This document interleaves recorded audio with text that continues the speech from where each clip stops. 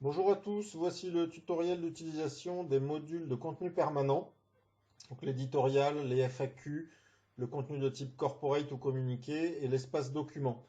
Donc là, sur le site ZenProd, on a activé les 5 pour la démo du back-office.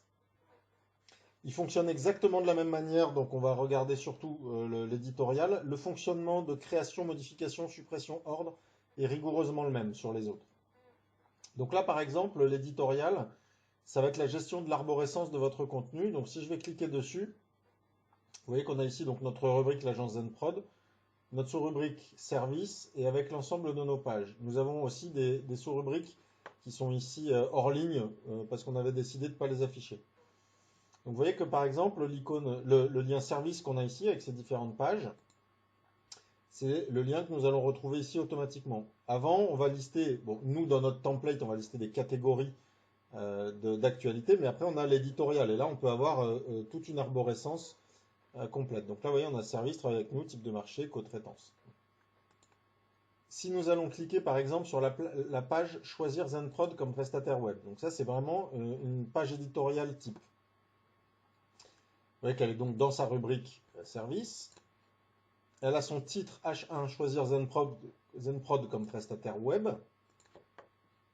On va aller dessus, voilà. Choisir ZenProd comme prestataire web. Elle a son encre de menu, travailler avec nous. Donc là, vous pourriez copier-coller le même hein, si vous voulez, mais là, ça permet d'avoir un libellé plus court dans le menu, justement, encre de menu. Lien présent dans le header, ben oui. Lien présent dans le footer, non, parce que vous savez que souvent dans les footers, alors ça c'est selon votre template, mais on remet du contenu ici.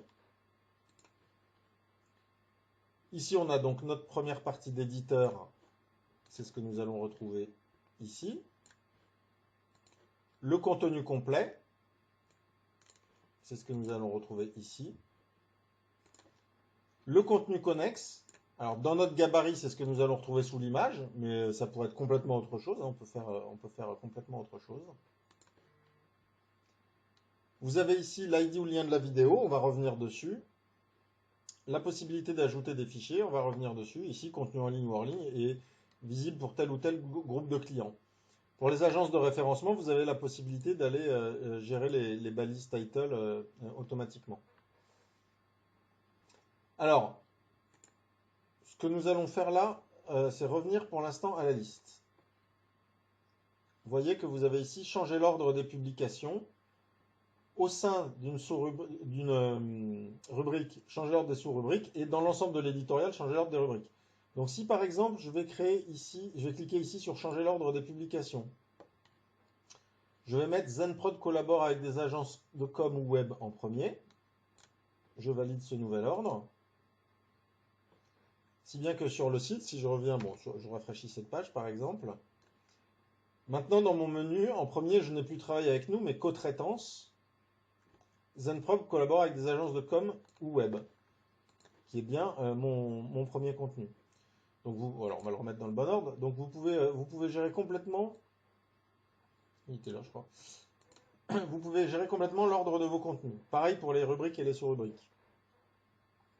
Alors, vous voyez que donc ici dans le menu, on a service avec en dessous les sous-liens. Alors, technologie ici, je vais aller le mettre en ligne. Donc comme je vais le mettre en ligne,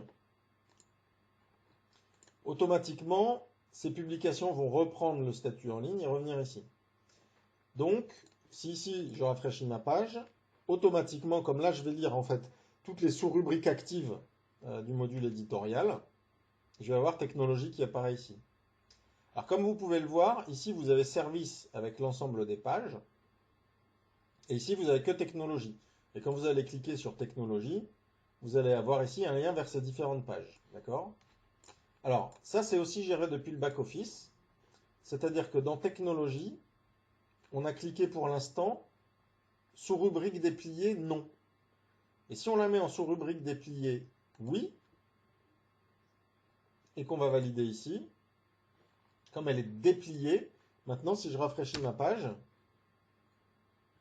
j'ai son sous-menu dans le menu principal. Vous voyez, donc si par exemple vous voulez favoriser un clic vers cette page-là plutôt que directement vers les sous-pages, vous la mettez en sous-rubrique non dépliée et l'utilisateur devra venir ici par exemple pour être sûr qu'il lise ce contenu avant d'accéder à ces pages-là.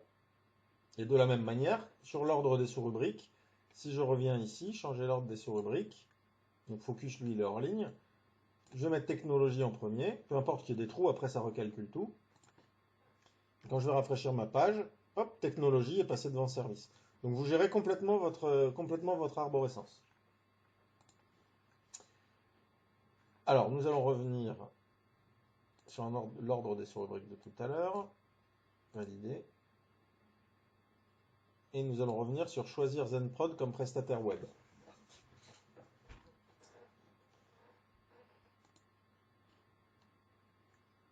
Travailler avec nous. Voilà. Donc là, on est sur cette page-là. Donc vous voyez qu'ici, vous avez une photo. Si je vais cliquer dessus, j'ai une grande photo. Donc je vais revenir dans ma console. Et sur la page Travailler avec nous, vous voyez que vous avez ici votre onglet Photos.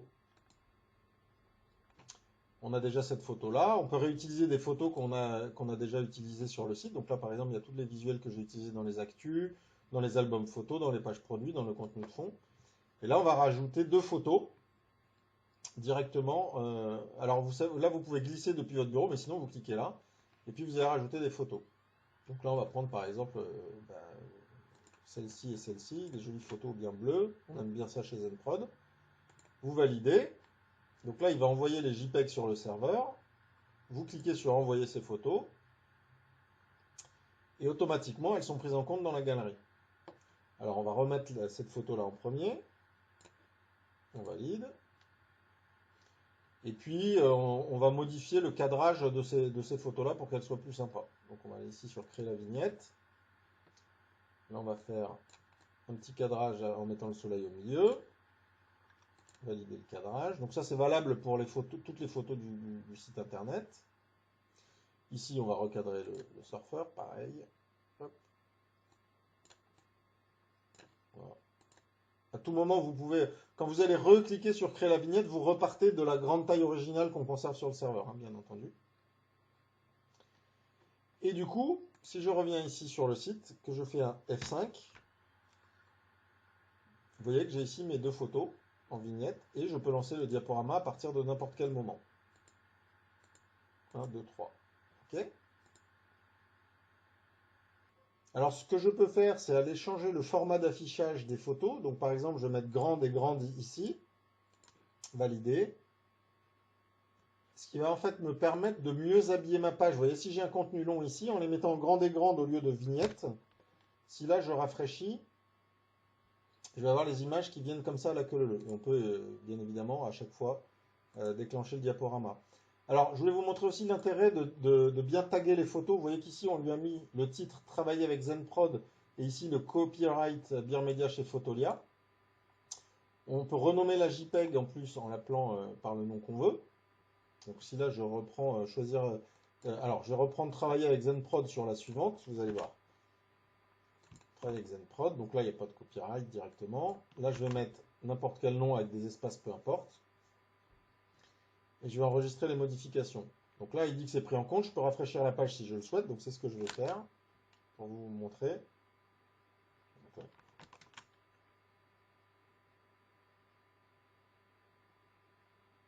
Voilà. Et là, il a bien repris le nom de l'image avec les petits tirets pour que ce soit une JPEG valide. Et maintenant, la balise title. Donc vous voyez, on a balise titre et copyright.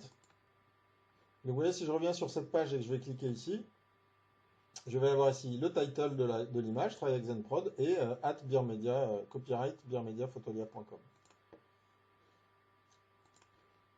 Voilà, donc là vous pouvez gérer votre photothèque, la photothèque liée à votre publication comme bon vous semble. Alors nous allons voir maintenant la fonctionnalité de fichier joint. Donc on va aller par exemple sur la page sur quel type de dossier informatique intervenons-nous, qui est notre page ici type de marché. Donc là tout simplement on va aller l'éditer. Et ici vous voyez que vous avez un bouton, donc ça c'est pareil aussi dans tous les modules, vous avez un bouton ajouter au fichier, vous allez cliquer dessus. Et vous allez chercher le document qui vous convient.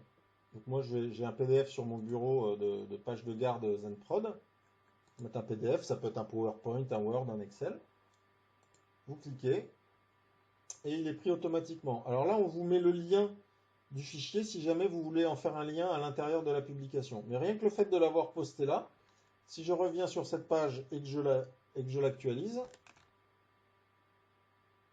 vous voyez que j'ai ici mon devis.pdf avec son poids, sa date de publication. Et quand je vais cliquer dessus, je vais aller l'ouvrir. Alors selon votre navigateur, soit il l'ouvre directement, soit il vous propose de l'enregistrer.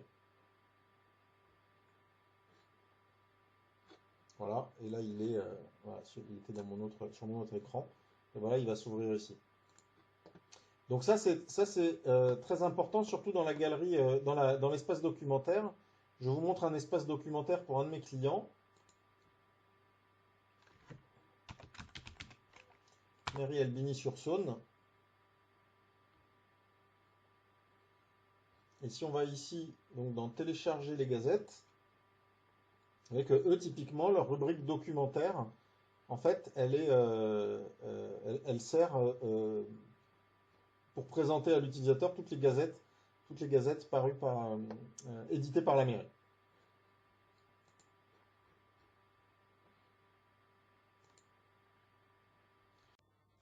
Alors enfin, dernière fonctionnalité sur l'éditorial et les autres modules de contenu permanent, c'est la possibilité d'ajouter une vidéo issue de YouTube à l'intérieur de votre publication. Donc je vais revenir sur la publication, sur quel type de dossier informatique intervenons-nous, sur laquelle j'avais ajouté mon fichier. Donc là vous allez voir, automatiquement, là si je le supprime, vous verrez qu'il sera supprimé. Et puis ici on a le lien de la vidéo. Donc je vais sur YouTube, je vais sur la vidéo que j'ai choisie. Donc vous voyez qu'ici j'ai mon URL de vidéo. Je vais aller la copier. Dans le back-office, je vais la coller. Alors là, vous voyez que vous avez un petit bouton de check. Vous pouvez cliquer dessus.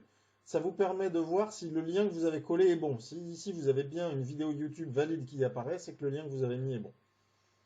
Et là, vous validez la publication. Si bien que si vous revenez sur la page, je l'avais déjà mise, pardon. Si vous revenez sur la page, vous voyez que là, le fichier a bien disparu. Et puis là, la vidéo est apparue ici. Vous avez la possibilité de la lancer. Et puis, soit d'aller la regarder directement sur YouTube, soit de la passer aussi en mode plein écran. Alors, si jamais vous avez un besoin impératif dans le cadre, par exemple, d'un intranet, de publier une vidéo confidentielle qui ne doit pas être publiée sur une plateforme type YouTube ou Dailymotion, pas de problème, on peut toujours se débrouiller pour mettre un format MP4 ou quelque chose comme ça. Après, c'est plus pour le transfert sur le serveur que ce sera compliqué. Mais bon, grosso modo, aujourd'hui, et notamment pour optimiser le référencement, si c'est des vidéos de démo produits ou de tutoriels sur votre site, vous avez tout intérêt, évidemment, à les mettre sur YouTube et avoir une chaîne YouTube. Voilà pour cette partie-là. Alors, comme vous pouviez le voir tout à l'heure, quand on a cliqué sur Technologie, on arrivait donc sur la page Technologie qui avait son image et ses introductions. En fait, les trois niveaux d'arborescence, ici, fonctionnent de la même manière. C'est-à-dire que si je vais éditer Service, je vais pouvoir lui ajouter des photos, lui mettre un petit sous-titre, un contenu complet, un contenu connexe, lui mettre des fichiers joints. Quel que soit le niveau de l'arborescence, donc les trois niveaux rubrique, sous-rubrique, publication, on a la possibilité de mettre à jour le contenu de la même manière. Vous pouvez bien évidemment rajouter une nouvelle rubrique, rajouter une nouvelle sous-rubrique en sélectionnant sa rubrique, et rajouter une nouvelle page en sélectionnant sa sous-rubrique. Donc là, vous pouvez avoir 1000, 2000, 3000 pages.